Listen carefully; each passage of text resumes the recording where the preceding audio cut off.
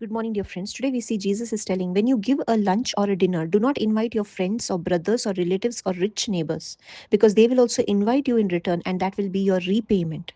But when you give a reception, invite the poor, the crippled, the lame, the blind, and you will be blessed since they don't have the means to repay you. For you will be repaid at the resurrection of the righteous. And Jesus said, blessed is everyone who will eat bread in the kingdom of God. And we look over here in this reading that Jesus is talking about a repayment.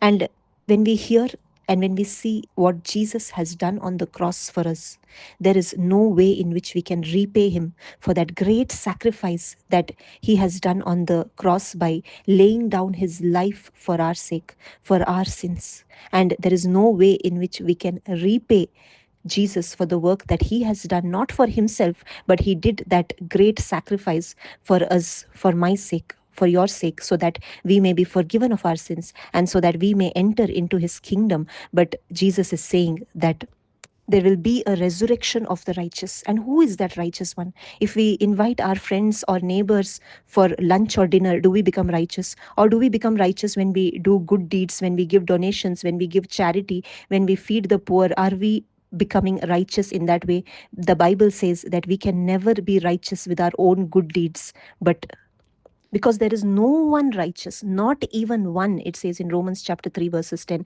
but only Jesus Christ is righteous. He is the righteous one. He is the holy one. He is the one without sin. And when we believe in the finished work of the cross, Jesus gives us his righteousness and he gives us the robe of righteousness, the garment of salvation we can receive only when we repent of our sins and when we believe in the gospel.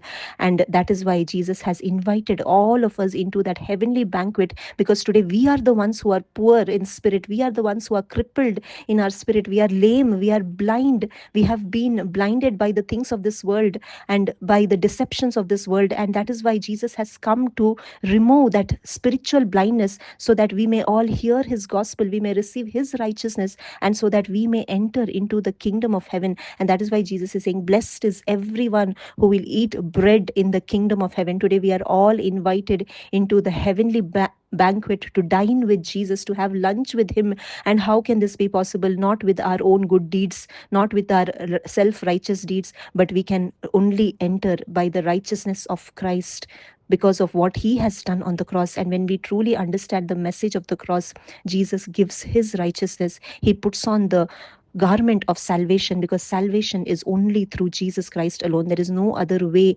to enter into the kingdom, but it is only through the blood of Jesus, through the finished work of Jesus on the cross. And there is no way in which we can repay him for the great work that he has done. Thank you. God bless.